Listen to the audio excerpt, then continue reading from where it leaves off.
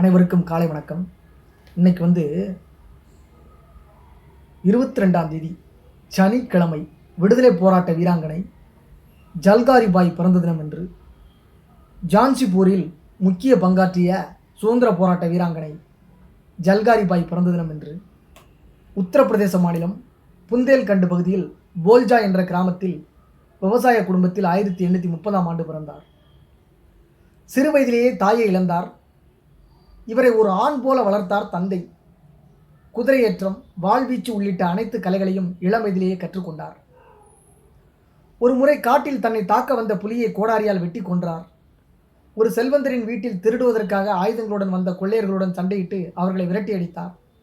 இச்சம்பவங்களால் புந்தேல்கண்ட் முழுவதும் இவரது புகழ் பரவியது. ஜான்சி ராணி லட்சுமிபாயின் பீரங்கி படையைச் சேர்ந்த பூரன் சிங்கை திருமணம் செய்து கொண்டார்.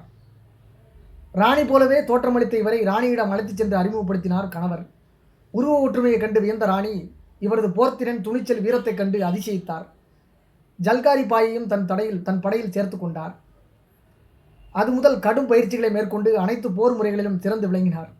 துப்பாக்கி சுடுவது, பீரங்கிகளை இயக்குவதிலும் வல்லமை பெற்றார். உருவத்திலும் வீரத்திலும் தன்னைப் போலவே இருக்கும் இவர் மீது ஜான்சி ராணிக்கு நேசம் பிறந்தது. ராணிக்கு உற்ற தோழியானார். முக்கிய முடிவுகள் எடுப்பதில் ராணிக்கு ஆலோசனை கூறும் நிலைக்கு உயர்ந்தார். ஜான்சி கோட்டையின் மீது ஆங்கில அரசு பலமுறை படையெடுத்தது. ஒவ்வொரு முறையும் படையெடுப்புகளை ஜான்சி ராணியின் வீரப்படை சாமர்த்தியமாக முறியடித்தது. அதில் இவரது பங்களிப்பு முக்கியமானது.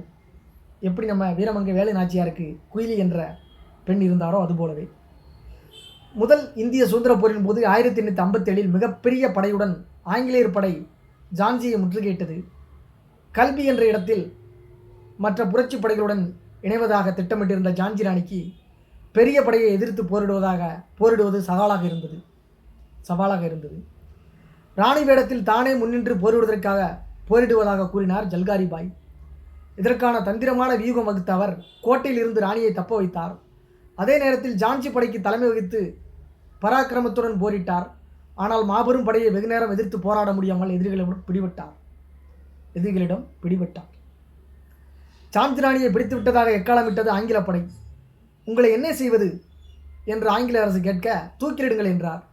பின்னர் அவர் ராணி அல்ல என்ற உண்மையை அறிந்த அரசு அவரது வீரத்தையும் வேகத்தையும் பாராட்டி விடுதலை செய்து வாரடா. ஜான்சி போரின் போது 1858 ஜல்காரி பாய் தனது 28 வயதில் வீரமரணம் அடைந்ததாக சில குறிப்புகள் தெரிவிக்கின்றன. அவர் 60 வயதில் 1890 மறைந்ததாக சில குறிப்புகள் தெரிவிக்கின்றன. ஜல்காரி பாயின் வீர வரலாறு புந்தேல்கண்ட் பகுதி மட்டுமின்றி உத்தரப்பிரதேசம் முழுவதும் நாட்டுப்புற பாடல்கள் வாயிலாக நூற்றாண்டு கடந்த பிறகும் இன்றும் ஒலித்து கொண்டே இருக்கிறது. இவர் இறந்த தேதி சரியாக தெரிவிக்க முடியவில்லை. இந்த புத்தகத்திலும் அவ்வாறு தான் எழுதப்பட்டிருக்கிறது. நாளை நவம்பர் 23, நாளை ஞாயிற்றுக்கிழமை, தமிழ் கவிஞர், எழுத்தாளர் ஒருவர் நம்ம பார்க்க போகிறோம். விடுதலை போராட்ட வீராங்கனை. அப்படியே கடகடன் இவரை பற்றி பார்த்துட்டோம். ஜல்காரி பாய் அதாவது ரிசம்பிள்ஸாக இருக்காங்கல்ல, ஐடென்டிஃபிகல் ட்வின்ஸ் அப்படின்ற மாதிரி, அன்ஐடென்டிஃபிகல் ட்வின்ஸு, இரட்டையர்கள், அடையாளம் காணக்கூடிய இரட்டையர்கள், அடையாளம் காண முடியாத இரட்டையர்கள் அப்படின்னு சொல்லுவாங்க. அடையாளம் ஒத்த, அடையாளம் வேறுபட்ட அப்படின்ற மாதிரி. அது மாதிரியே இவங்களும் ஜல்காரி பாயும் இவங்க ஜான்சி ராணி லட்சுமி பாயும் ஒரே மாதிரி இருந்திருக்கிறாங்க. ஜல்காரி பாய், ஜான்சி ராணி லட்சுமி பாய் ரெண்டும் ஒரே பேரில் அந்த எழுத்தில் ஆரம்பிக்குது தமிழில். ஜல்காரி பாய், ஜான்சி ராணி, ஜே அப்படின்னு கூட சொல்லலாம். ஜான்சி ராணி லட்சுமி பாயின் பீரங்கி படையைச் சேர்ந்த பூரன் சிங்கை திருமணம் செய்து கொள்கிறாங்க இந்த அம்மா. 1830 பிறக்கிறாங்க. முதல் இந்திய சுதந்திர போர்னு குறிப்பிடப்படுற, எப்படி குறிப்பிட்றாங்க அப்படின்னா, எங்கே அதிகமாக கூட்டம் ஆங்கிலேயரை எதிர்த்து திரண்டதோ அதைத்தான் முதல் இந்திய சுதந்திர போர்ன்றாங்க. இது வட இந்திய வரலாற்று ஆசிரியர்கள் ஒரு பார்வையும், தென்னிந்திய வரலாற்று ஆசிரியர்கள் ஒரு பார்வையும் இருக்குது. வட இந்திய ஆங்கில இந்தி பேசும் ஆசிரியர்கள் அதை அதிகப்படியான பேர் சேர்ந்து நிறுவுறதுனால அது இந்திய லெவலில் அந்த வட இந்திய வரலாறே பெருசாக இருக்குது. அதுக்கு தாண்டி 1806 வேலூர் புரட்சி இருக்குது. ராஜபாளையத்துலலாம் புரட்சி நடந்துச்சு. இப்படி பல இடத்துல நடந்துச்சு. ஆனால் அங்கீகரிக்கப்படாமல் இருக்குது. அதனால் இது ஒன்று மட்டுமே சுதந்திர போராக கருத முடியாது என்பது உண்மையான கருத்தும் கூட.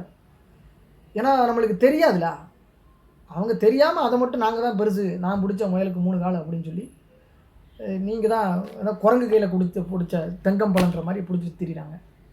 ரைட்டு, நன்றி, வணக்கம்.